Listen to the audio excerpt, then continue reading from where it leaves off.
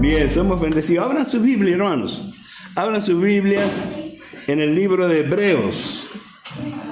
Libro de Hebreos.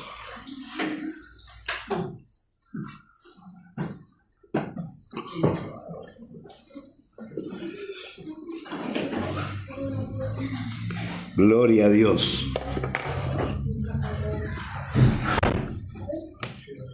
En el capítulo 9, Hebreos capítulo 9,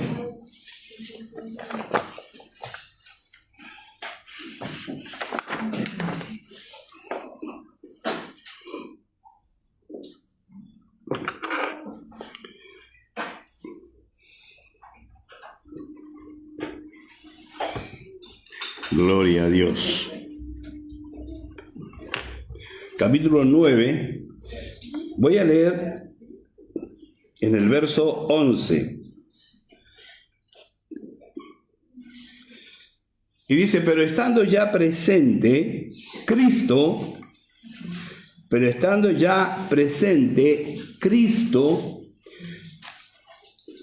quiero hacer una pequeña aclaración aquí. No dice Jesús, no dice Jesucristo, no dice, pero estando ya presente Cristo. Cristo es el ungido de Dios. Estando ya presente el ungido de Dios, el escogido de Dios, sumo sacerdote de los bienes venideros.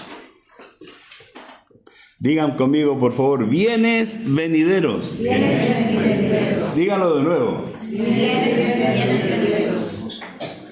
Por el más amplio y más perfecto tabernáculo, no hecho de manos, es decir, no de esta creación, y no por sangre de machos cabríos ni de becerros, sino por su propia sangre, entró una vez para siempre en el lugar santísimo, habiendo obtenido eterna redención.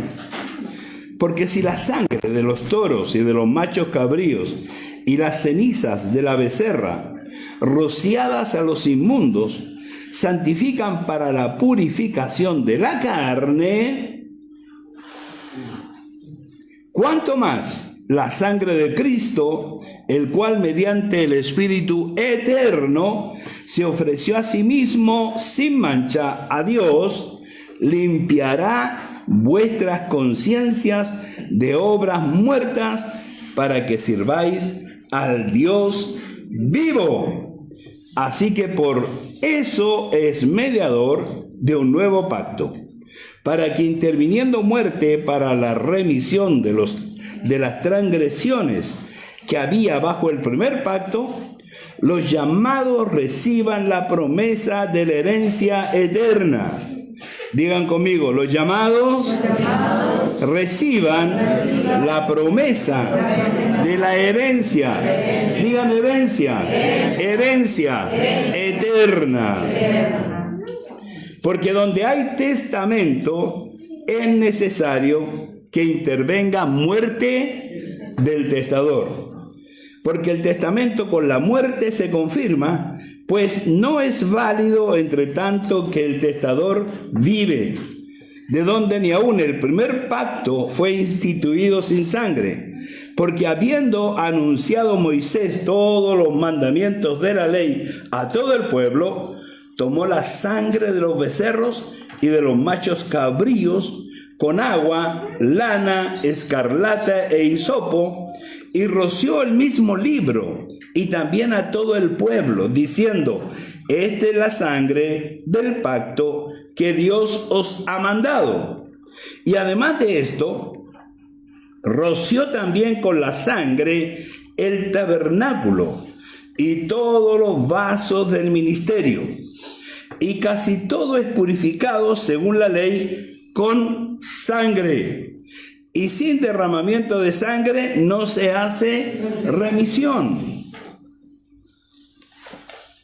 Fue pues necesario que las figuras de las cosas celestiales fuesen purificadas así, pero las cosas celestiales mismas con mejores sacrificios que esto. Porque no entró Cristo en el santuario hecho de mano, figura del verdadero, sino en el cielo mismo, para presentarse ahora por nosotros ante Dios. Y no para ofrecerse muchas veces, como entra el sumo sacerdote en el lugar santísimo cada año con sangre ajena.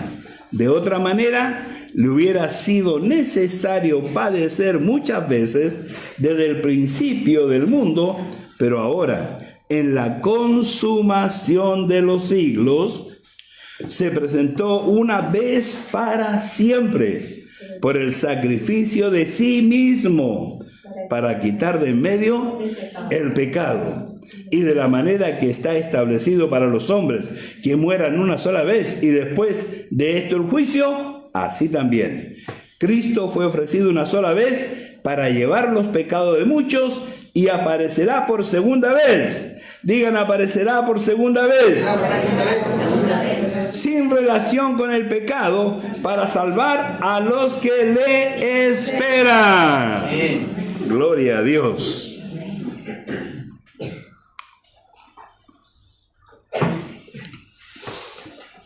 Padre, en el nombre de Jesús, una vez más, le agradecemos todo el bien que hemos recibido en este día. Y cerrando este día, amado Dios, estamos frente a su palabra y es para nosotros una tremenda bendición. Y aguardamos en la presencia de su Espíritu Santo para ser ministrados. Padre, glorifique su nombre en medio de nosotros. Manifieste, amado Dios, su presencia en medio de nosotros y conforme y de acuerdo a sus propósitos. Ministre usted a cada uno para cumplir, amado Dios, ese maravilloso propósito. Le damos la gloria en el nombre de Jesús. Amén. Gloria a Dios.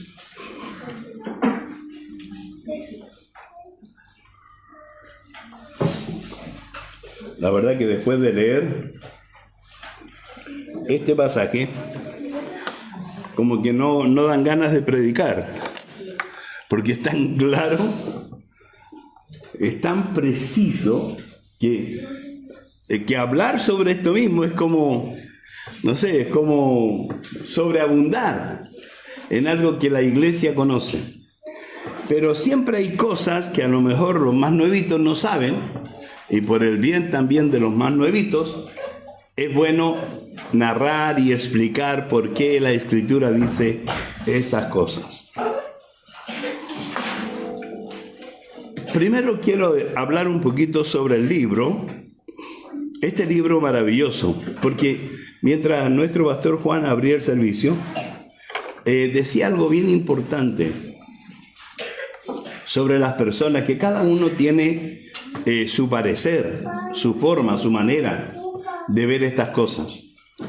Pero cuando sabemos un poco del libro, ya no existen muchas formas. Ahora la gente tiene que aunarse a un sentido. ¿Cuál es el sentido? Que el libro es lo más importante que hay sobre la tierra. Y este libro, que ya tiene muchos años, porque por lo menos la construcción de este libro, lo que sería ¿cómo llamarlo? El formato del libro, si nosotros analizamos, ya tiene muchos años, más de 1500 años, tiene la forma como se confeccionó este libro. Y tiene escritos, en su libro adentro, tiene escritos que tienen más de 2400 años. La forma como se hizo el libro, la manera como se unificó este libro, es una manera muy extraordinaria. Yo les recomiendo buscar la historia, buscar un poco la historia y leer para que vean lo asombroso que es la confección de este libro. Partiendo por un libro llamado Septuaginta, que fue en lo que es el Antiguo Testamento, la Torá de los judíos, y que fue confeccionada de una forma pero maravillosa, porque 72 personas en distintos lugares comenzaron a escribir de lo que ellos recordaban, de lo que era la ley de Dios y la manifestación. Y cuando ellos compararon los escritos, se dieron cuenta que era un milagro de Dios lo que ellos habían escrito. Y ese libro de lo que es la Torá, que por primera vez tiene traducciones a otras lenguas, porque estaba escrito en hebreos y un poco por ahí en arameo, tiene traducciones para que ya todas las personas puedan entenderlo. Y damos gracias a Dios porque hoy día nosotros tenemos el libro en español, en castellano, delante de nosotros, y podemos leer, estudiar, aprender estas cosas. Y este pasaje de la epístola a los Hebreos, que pertenece al Nuevo Testamento, este libro de los Hebreos, no sabemos quién lo escribió, este libro, pero sí sabemos que pertenece al Nuevo Testamento. Está narrando la historia del pueblo, lo que es antes de Cristo, hasta cuando aparece el Mesías, el Cristo. Así este pasaje nos narra y nos habla de lo que era el tabernáculo, que en el fondo el tabernáculo era Dios morando con los hombres, porque la palabra tabernáculo significa Dios morando con los hombres, Dios viviendo con ellos. Y la forma de Dios de vivir con ellos era a través de una carpa rectangular, donde Dios estableció a través de Moisés que iba a estar la carpa interior dividida en dos, un lugar llamado Santísimo y un lugar llamado Santo. ¿Y qué iba a haber en el lugar santísimo? Iba a haber memoria, iba a haber recuerdos. Se discute mucho que un pueblo sin memoria, un pueblo sin recuerdos, vaga un poco a la deriva. Se discute mucho. Hoy día es 21 de mayo y miraba en la televisión cómo conmemoraban lo que fue el combate naval en Iquique. Y ahí estaban frente al sarcófago donde hay restos de Arturo Prat y de todos los que lograron encontrar de esa batalla. Y veneran todos los años el lugar, y todos los años llevan por lo menos en un cierto día una ofrenda floral. Y es que la memoria es muy importante. El recuerdo de las cosas es muy importante, porque nos da a nosotros el cimiento para actuar bien, para en verdad ser personas que dignifican lo que viven. Porque la libertad que tenemos en nuestro país no se debe a nosotros, se debe a personas que dieron su vida por nosotros, para que nosotros fuésemos libres. Entonces, si un pueblo no tiene memoria, tiene problemas. Generalmente hay desenfreno. Y lo mismo ocurre con este libro maravilloso, que en este libro de Hebreos narra en sí, cuando ustedes lo leen entero, se dan cuenta que narra lo que es la memoria del pueblo de Israel, de cómo estaban ellos funcionando, hasta cuando aparece el cumplimiento de los tiempos. Miren, el cumplimiento de los tiempos, cuando Dios estableció los tiempos, el cumplimiento de los tiempos. Y como les decía, a través de Moisés se estableció que esta carpa tuviese dos lugares, el lugar santísimo y el lugar santo. Y Dios, a través de Moisés, les enseñó a este pueblo, hebreos, les enseñó que Dios era lo más importante y que debían todos los días, estar conscientes de la existencia de Dios. Y ellos debían entrar al lugar santo todos los días. Ahora piensen un poco en el ritual. El sacerdote todos los días debía tener ropa limpia, preparada para entrar en el tabernáculo. Antes de ingresar al lugar santo, había un lavatorio grande de bronce que era el lavacro, y ellos debían lavar su cuerpo en lo que era el patio del tabernáculo. Y debían lavar su cuerpo y luego poner ropa limpia para recién ingresar en el lugar santo. Y debían ingresar no con las manos vacías. Y esto es una enseñanza de Dios desde el principio, hermanos. Cuando uno quiere prosperar, uno debe entender cómo son las enseñanzas de Dios para prosperar. La gente discute mucho y habla mucho. Mira, los curas juntan dinero, que los pastores engordan y bueno, ya. Pero la gente habla mucho, ¿ya?, sobre el asunto. El problema de la gente es el dinero. Que se recoge dinero, que los diezmos no son hoy día algo que debe efectuarse, que los diezmos son antiguos, que pertenecen a la ley, que pertenecen a esto, a lo otro. Y el problema de la gente es ese. Pero Dios estableció esto desde el principio, que todo el pueblo debía todos los días reconocer que Dios existía. ¿Y cómo debían hacerlo? Entrar al lugar santo todos los días. Y entraban en la mañana y entraban en la tarde. Y en la mañana no podían entrar con las manos vacías, entraban llevando pan, que lo llamaban ellos el pan de la proposición. Eran 12 panes. Cada pan representaba una tribu. Recuerden que esto nace a través de los 12 hijos de Jacob, que se forma el pueblo de Israel. Y ellos entraban en la mañana y llevaban el pan fresco. Y estaba ahí en ese lugar, había un candelabro, una mesa de la proposición y un altar de incienso. Habían 3 cosas que estaban adentro. 3 cosas. ¿Por qué habían 3 cosas? ¿Por qué? Porque Dios es trino. Y había un candelabro que nunca se apagaba. Un candelabro que tenía 7 brazos. Terminaba como en capullo de almendra, ¿ya? Del almendro.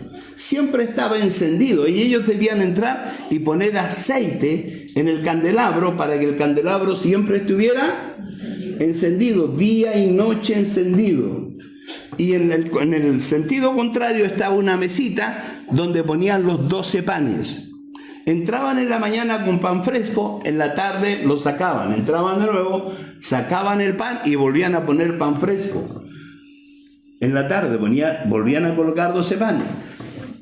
A la mañana siguiente entraban con pan fresco y sacaban ese pan. Esa actividad que ellos debían desarrollar en el lugar santo todos los días, piensen, 2 veces al día, era porque ellos tenían que tener en su mente, en primera instancia, que Dios era el primero, que Dios existía. Y esta es la razón de por qué ellos reciben este mandamiento.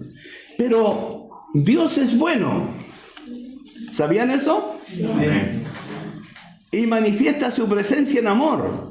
Así es. Sí, Él... Mira, a veces se nos llena el lugar. Yo ahora veo una cosa que no veía hace tiempo y que es una nubecita así que se pone sobre la cabeza de ustedes. Dios es bueno, muy bueno. Y manifiesta su presencia en nosotros en agrado. Y sabes, cuando Él manifiesta su presencia, nos sentimos renovados. Nos sentimos con nueva fuerza, viene inspiración, vienen un montón de cosas hermosas a nosotros. Y como Él es bueno, una vez al año manifestaba lo que se conoce como la Shekinah. No sé si lo dije bien o lo dije mal, no sé hebreo. Alguna vez estudié un poco de hebreo, pero no funcionó para mí. Pero la Shekinah es la gloria de Dios, vale decir, afuera en el lugar santo, lo que alumbraba el lugar santo era el candelabro con los 7 brazos. Pero luego en el lugar santísimo, que era cruzando un telón que estaba de arriba, cosido al costado acá con hilo de oro, así. El sacerdote traspasaba el telón una vez al año. Eso era un milagro maravilloso. Cruzar, no levantaba y pasaba por debajo, no. Lo traspasaba, por eso dice, traspasó el velo, traspasaba el telón y adentro estaba iluminado, no por un candelabro, por la Shekinah de Dios. La gloria de Dios estaba ahí y ese lugar siempre estaba iluminado, porque la gloria de Dios ilumina un lugar. Amén. Entonces, cuando el libro de Hebreos narra esto, ¿ya? Y nos da a entender a nosotros de ese tabernáculo, que es la forma, la manera como Dios establece su participación con la gente, porque, insisto, la palabra tabernáculo significa Dios habitando con los hombres. Entonces, esto que Dios hace en la tierra era una copia de lo que estaba y está establecido en los cielos. Y cuando aparece Jesús, el Mesías, el Cristo, la Escritura dice y nos da a entender en los pasajes que he leído que el pacto antiguo, ese pacto que Dios hizo con su pueblo, el pacto antiguo, vale decir lo que acabo de narrar. La obligación, el deber de entrar todos los días llevando pan, etcétera, llevando el aceite, el pacto antiguo. Cuando aparece el Cristo, nos dice la Escritura que el pacto antiguo pasó a ser un pacto viejo. Un pacto viejo. Y entró a regir un pacto nuevo. El problema de la iglesia generalmente es no leer.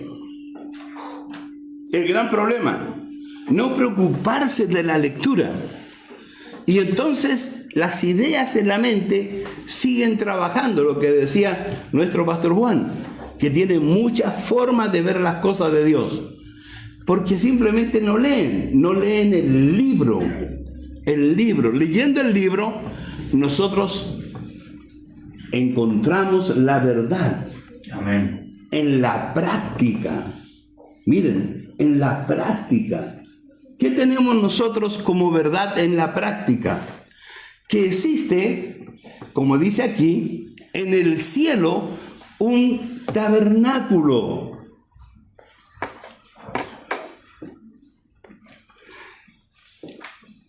Porque si la sangre de los toros y de los machos cabríos y la ceniza de la becerra rociadas a los inmundos santifican para la purificación de la carne, está hablando de la forma como los sacerdotes ejercían su labor delante del pueblo, donde las personas venían trayendo su pecado y entonces pagaban el derecho del sacrificio de un animal y el sacerdote con la sangre de ese animal rociaba a las personas con la sangre de ese animal. Un animal moría por causa de las personas. ¿Para qué? Para que sus pecados, claro, fuesen cubiertos. La palabra que se usaba era la palabra kafar, que significa cubrir. Y entonces los pecados de las personas eran cubiertos y entonces no venían a vivir desgracias, no venían a vivir las consecuencias de su pecado, porque un animalcito había muerto por ellos. Y dice este verso: ¿cuánto más la sangre de Cristo, el cual mediante el Espíritu eterno se ofreció a sí mismo sin mancha a Dios, limpiará ya no las cosas de la carne, sino que limpiará vuestras conciencias de obras muertas para que sirváis al Dios vivo. Miren, todo el tabernáculo que estaba sobre la tierra era algo visible. Era algo visible, era algo que todos veían todos los días. Todos los días. El tabernáculo era una carpa blanca, rectangular, tapada arriba con piel de tejón, una piel café fea realmente la piel esa, que era el techo del tabernáculo. Ellos todos los días veían eso, era algo visible. Y sabían que el sacerdote que entraba en el tabernáculo estaba ministrando delante de Dios por causa de ellos. De ellos. Por eso es que los sacerdotes en la Iglesia Católica todavía confiesan a la gente. Porque según ellos están establecidos para esa labor. ¿Se fijan?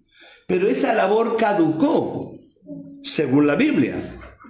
Según lo que estoy leyendo. No es efectiva en el día de hoy. ¿Y cuál es el cambio tremendo? Es que todo aquello era visible y era en efecto sobre la carne. Lo dice aquí, lo leí, lo vuelvo a leer, miren. No se me aburran, ni se cansen, porque es necesario entender bien estas cosas, amén. Dice, pero estando ya presente Cristo, sumo sacerdote de los bienes venideros, por el más amplio y más perfecto tabernáculo, no hecho de mano, es decir, no de esta creación, y no por sangre de machos cabríos ni de becerros, sino por su propia sangre, entró una vez para siempre en el lugar santísimo, habiendo obtenido eterna redención. Porque si la sangre de los toros y de los machos cabríos y las cenizas de la becerra rociadas a los inmundos santifican para la purificación de la carne, ¿lo ven? ¿Lo ven? Verso 13. ¿Qué hacía el sacerdote cuando rociaba la sangre sobre las personas? Purificaba. Lo que dice aquí, lo santificaba para la purificación de la carne.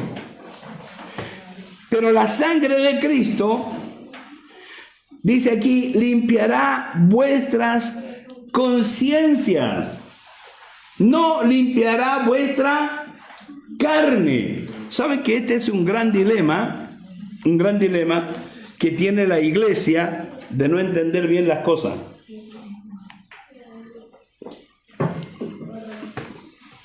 Debemos ser santos. ¿Cuánto dicen amén?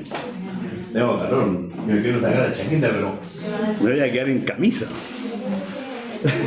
Pero tengo mucho calor. Y, a ver, decimos, debemos ser santos, ¿cierto? La gente dice, debemos ser santos.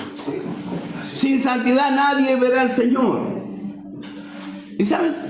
Se arma una tremenda batalla en la carne, creyendo que esto es lo que la palabra de Dios está pidiendo. Pero la palabra de Dios no está hablando de la carne, porque los sacrificios antiguos eran con relación a la carne. Santificaban la carne, mire, cubrían los pecados de las personas para no morir. Pero más ahora, la sangre de Cristo, que no es comparable con la sangre de los animales, va a purificar, ¿qué cosa? Nuestras conciencias de obras muertas. ¿Sabes qué significa esto? Que Él trata en forma espiritual con nosotros, no en forma carnal, sino en forma espiritual. Y miren,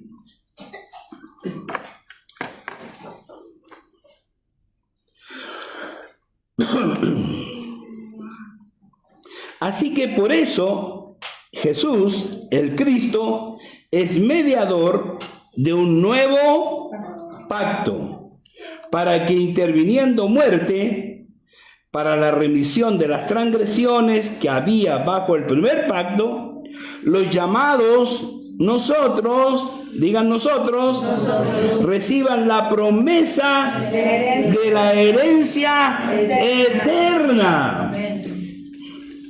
Porque donde hay testamento es necesario que intervenga muerte del testador.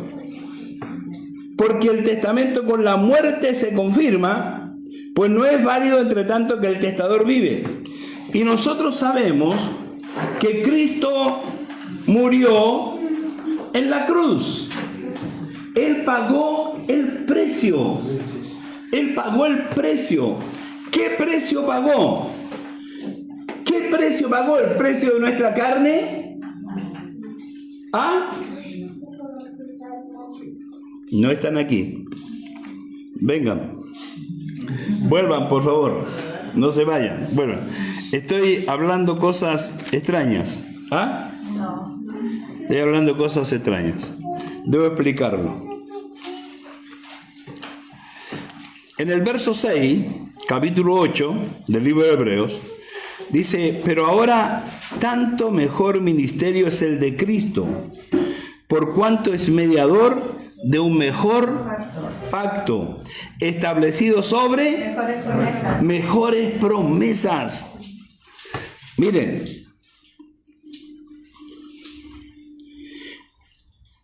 dice más abajito: por lo cual, este es el pacto nuevo que haré con la casa de Israel. Después de aquellos días, dice el Señor, pondré mis leyes en la mente de ellos. ¿Cuáles leyes? ¿Cuáles leyes? ¿Cuáles son las leyes que Dios pone en la mente de aquellos, de los que son herederos de la promesa de Dios? Vale decir, de nosotros. ¿Cuáles son las leyes que pone en nuestra mente? ¿No se preguntan esas cosas ustedes? ¿Son los 10 mandamientos? ¿Ah?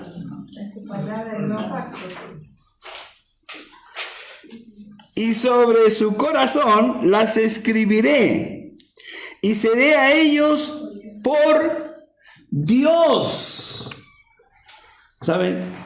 Esto es en nuestra vida. Tenemos una ley establecida por Dios bajo un nuevo pacto que nos ministra, nos dirige desde nuestro espíritu hacia nuestra mente, en nuestra conciencia. Y entonces yo puedo decirle a ustedes: hermano, no fume, no fume. Hermano, no se emborrache. Hermano, no haga esto. Hermano, no robe. Hermano, no haga... ¿Sabe qué son cosas que todo el mundo sabe? Son cosas de la carne. En las cosas de la carne, ¿quién nos va a enseñar algo, hermano? Si todo está abierto. Pero en las cosas del Espíritu es necesario que seamos enseñados. Sí, para poder cada día entender mejor cómo es el Dios que nosotros tenemos, el Dios en el cual nosotros creemos. ¿Saben que es un Dios permanente? Hemos recibido su Espíritu. Observen, hemos recibido su Espíritu y está en nosotros. Y está durante las 24 horas de cada día. ¿Se dan cuenta que se cumple el tabernáculo primero? El sacerdote debía entrar ¿cuántas veces en el día? 2 veces en el día. Y debía entrar cambiando el pan, ¿se fijan? Cambiando el alimento, poniendo pan fresco, y debía entrar con aceite para poner aceite en el tabernáculo, en el candelabro. ¿Saben? Ese proceso que el sacerdote hacía en forma diaria está en nosotros presente a través de su Espíritu que está en nosotros. Si alguno de ustedes piensa en algún momento, no, a mí Dios me dejó, no, Dios ya no me ayuda, no, Dios ya no está conmigo, no, ya hace tiempo que yo noto que el Señor se apartó de mí. ¿Cuántas veces la gente habla ese tipo de cosas? ¿Cuántas veces han oído eso? Muchas veces. Es un error, es una ignorancia de lo que la palabra de Dios dice. Porque el nuevo pacto, el que tenemos en Cristo, es un pacto eterno. Y el Espíritu de Dios que ha entrado en nosotros confirma el pacto. Por eso es tan importante recibir el Espíritu Santo de Dios. Es tan importante porque cuando tú recibes Espíritu Santo, tú recibes confirmación de esto, confirmación del pacto que Dios tiene hoy día con las personas, el nuevo pacto. ¿Sabe? La gente adora, como dice la Escritura, adora lo que no entiende, adora lo que no conoce. Cuando uno va, no sé, a la India, por ejemplo, tienen millones de dioses. Millones, adoran millones de cosas. A veces nosotros caemos en errores parecidos. Caemos en errores parecidos, por cuanto hemos perdido un poco la visión de las cosas. A veces tenemos cosas que adoramos. ¿O no? ¿No? ¿O sí?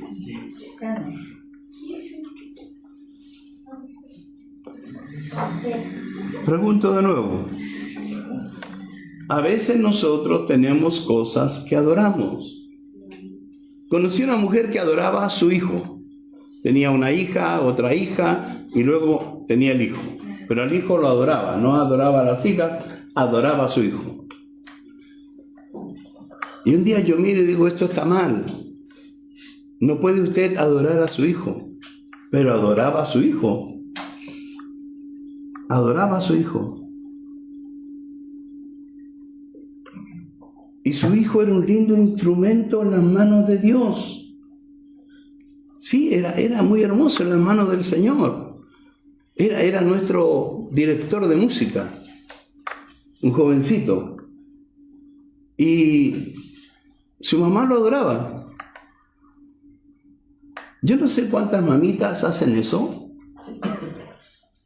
Estoy entrando en terreno minado. ¿Ah? Debo preocuparme bien cómo doy el paso. ¿Ah? Porque esto va a explotar. ¿Ah? Es que saben que yo lo vi siendo pastor joven, vi eso y le dije, no está bien lo que usted hace. Está trayendo maldición sobre su hijo. No aceptó lo que yo dije. No lo aceptó. Hoy día es una madre que sufre.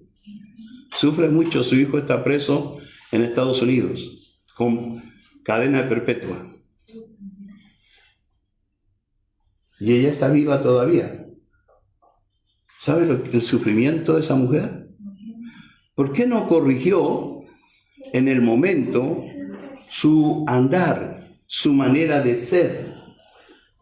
¿Por qué no aceptó que lo que yo estaba diciendo era una verdad bíblica? ¿Sabe que este libro tiene eso maravilloso? Nos enseña a vivir, nos enseña a autocorregirnos. ¿Se dan cuenta?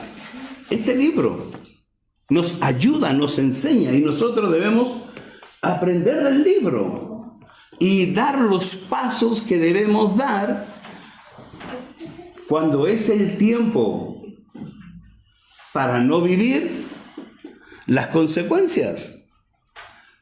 ¿Me entendieron? Sí. ¿Lo entendieron bien? Sí, ocurre.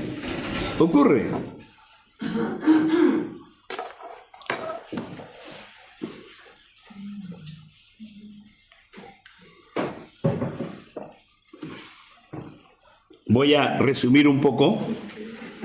Esto es muy extenso, ¿Ya?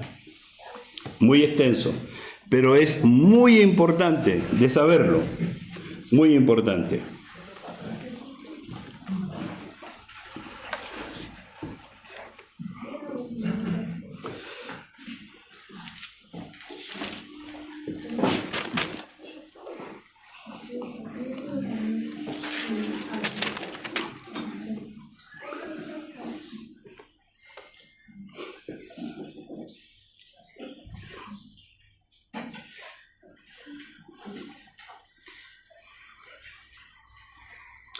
Bien, así que por esto Jesús, el Cristo, es mediador de un nuevo pacto para que interviniendo muerte para la remisión de las transgresiones que había bajo el primer pacto, los llamados, digan yo soy un llamado, yo soy uno de ellos, reciban la promesa de la herencia eterna. Porque donde hay, dice, testamento, es necesario que intervenga muerte del testador. Y nosotros sabemos que Jesucristo murió en la cruz. Lo sabemos. El testador murió, por lo tanto, la herencia es efectiva. Mira,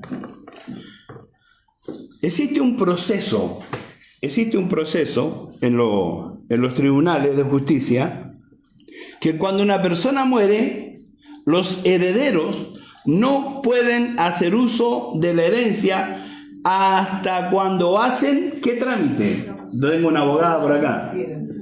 ¿Qué trámite tienen que hacer? ¿Cómo se llama? Posesión efectiva. Sí, si no han hecho la posesión efectiva, no pueden usar la herencia. Observa esto, por favor. Tráelo a ti ahora. Porque hay muchos cristianos que todavía están tramitando la posesión efectiva en sus vidas y no son participantes de los bienes venideros, Los bienes venideros se gestaron sobre el pueblo de Dios el día en que Jesucristo resucitó. Porque cuando Él resucitó, hizo efectiva la herencia. Pero esta herencia es por fe. Es por fe. Estamos aquí por fe. Han venido a este servicio por fe. Son participantes de la herencia de Dios por fe. Pero necesitan hacer la posesión efectiva. Cada uno de ustedes, cada uno de nosotros debe ejecutar esa posesión efectiva. Vale decir, hacer el trámite. ¿En qué consiste el trámite? Tienes que ir allá, bienes nacionales, llenar un formulario, mostrar tu carné, poner tu nombre, porque te corresponde, fíjate, te corresponde tomar la herencia. Ese trámite debemos hacerlo a través de la fe. Nosotros sabemos lo que merecemos. Pregúntese, cierre sus ojos, mire hacia adentro y pregúntese, ¿qué merezco? Pregúntese, ¿qué merezco? ¿Realmente qué merezco? ¿Qué conclusión saca? ¿Ah? ¿Qué conclusión saca cuando piensa, ¿qué merezco? Merezco todo en Él, todo. Él hizo todo. ¿Sabes? Merecemos todo. ¿Por qué merecemos todo? Él hizo todo perfecto. Porque Él pagó el precio por mí, por ti. Entonces merecemos todo. Merecemos estar sanos. Amén. Merecemos estar sanos. Sí, merecemos estar bendecidos. Merecemos estar prosperados. Merecemos tener paz. merecemos estar tranquilos, seguros, merecemos. ¿Saben? Nosotros merecemos los bienes, Así es. no los males. Así es. ¿Cómo está, hermano? Ahí más o menos. ¿Por qué está más o menos? ¿Ah? No, es que he andado resfriado, hermano. He andado, pero ¿sabe? Me lo obedezco. ¡Ah, usted merece los males! Los más o menos. ¿Ah? No, usted no merece los males. Escuche, por favor. Mire, voy a avisar tallos. Campo minado. Vamos a entrar de a poco.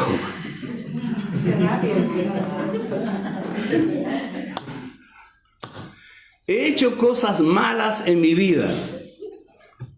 ¿Sí? Sí, hija mía. Sí. Cuando me pegó el codazo, Sí, no, ese no.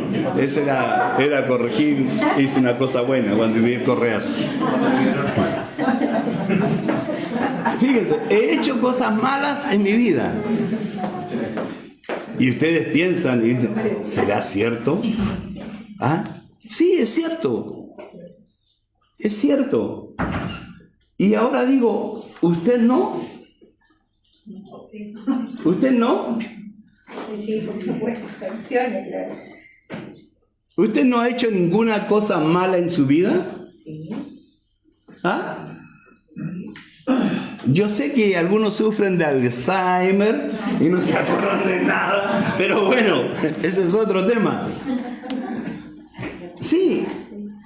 Entonces uno piensa, no merezco, porque yo he hecho esto y lo que vivo es consecuencia de lo que yo he hecho. ¿Sabes? Los bienes venideros son consecuencia de lo que hizo Jesús, el Cristo. Y nosotros somos participantes de los bienes venideros, que no son consecuencia de mis actos. Oye, me lamento tanto no haber estudiado. Otra cosa hubiera sido si hubiera estudiado. No sé por qué me farrié en la universidad. Y ahí está tu conciencia. Y te habla, y te habla, y te habla, y te habla. Y te hace merecedor de lo que vives. ¿Por qué? ¿Solo porque no entiendes la Escritura? Somos merecedores por causa de un testamento.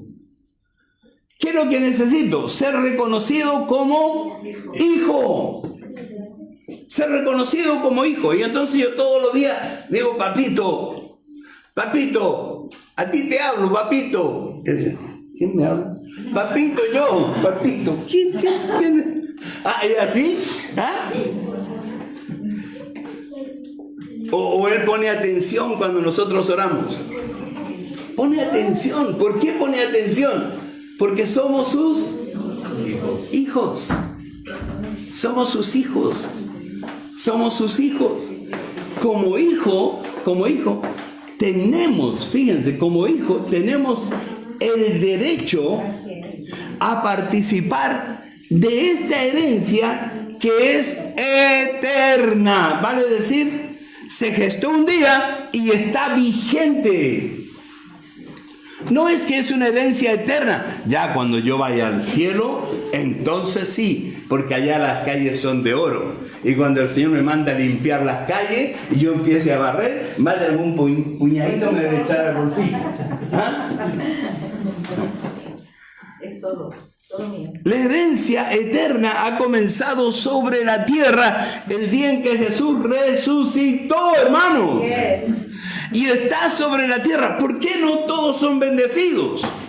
Porque no son qué. ¿Por qué no todos son prosperados? Porque no son qué. ¿Por qué? Porque no han hecho la posesión efectiva. Tienen que hacer la posesión efectiva, tomarse de los derechos que Cristo nos ha dado. ¿Sabes qué bueno es poder orar delante de Dios con esa certeza? Estábamos orando aquí, recién estábamos orando aquí, por un caso que es delicado, porque ¿saben cuántas horas tenemos que volar para llegar a Johannesburgo? 20. ¿Ah? 20. De aquí son 4 horas para Río. 4 horas para Río, después tenemos 13 horas, 13, 14 horas para llegar a Johannesburgo y de ahí 1 hora para llegar a Maputo. Y estábamos orando para que ahí no tuviésemos contratiempo.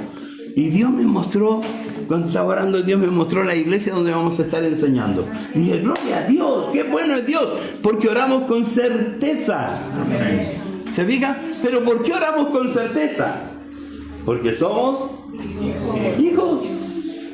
Somos hijos. Pónganse de pie. Amén.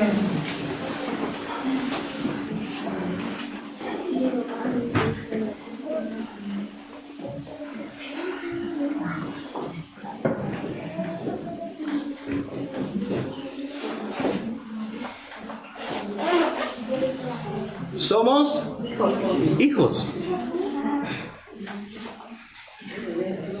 Somos hijos. Somos hijos. Sí, somos hijos. No vamos a cargar con los errores pasados. No vamos a cargar con las metidas de pata. No vamos a cargar con los pecados añejos. No vamos a cargar con eso. Somos hijos. ¿Sabe? Mi vida va a ser reluciente. A partir de hoy mi vida es diferente. Si hay algo por lo cual tengo que arrepentirme, me arrepiento ahora. ¿Sí? Así es. No tengo por qué seguir cargando en mi cabeza la mansa metida de pata que me mandé. No. ¿Sabe? Eso tiene que terminar hoy día. Tiene que parar aquí porque hoy día entendí lo que leí. Hoy día entendí que estoy bajo un nuevo pacto que tiene mejores promesas y que me hace participante de los bienes presentes. Porque eran venideros cuando se escribió la carta. Ahora son bienes presentes. ¿Y entonces qué voy a hacer? ¿La posesión? Sí, voy a tomar lo que es mío. Me pertenece. No voy a dejar que este enemigo me siga engañando. No. Voy a tomar lo que me pertenece. Soy hijo de Dios. Soy hijo de Dios. Soy hijo de Dios. Yo creo que Dios existe. Yo creo que Dios es real. Soy su hijo. Soy su hijo. Yo creo en Él. Soy su hijo. Y voy a tomar mi derecho. A partir de ahora, mis días serán muy buenos.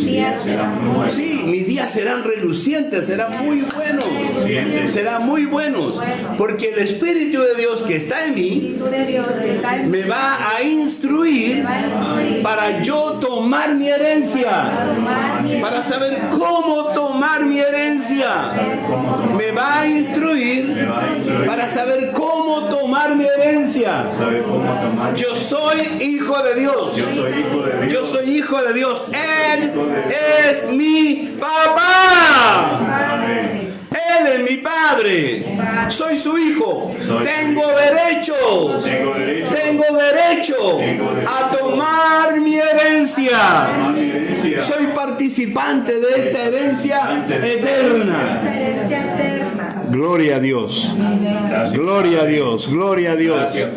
Gloria a Dios. ¿Tenía algún dolor en su cuerpo? Dígale, se va ahora en el nombre de Jesús. Sí, ¿saben? Mira. Esto es igual, es exactamente igual. ¿Estás teniendo necesidad que cambie tu vida económica? ¿Estás teniendo necesidad que cambie tu vida económica? Que tu vida económica florezca de una manera maravillosa, cosa que tengas para todo lo que necesitas. ¿Estás teniendo esa necesidad? Ahora, igual como declaras una cosa, declara la otra. De la misma manera, Amado Dios, soy tu hijo. Amén. Tomo mi derecho. Amén. A partir de hoy día, mi vida financiera cambia. A ver, dígalo, por favor.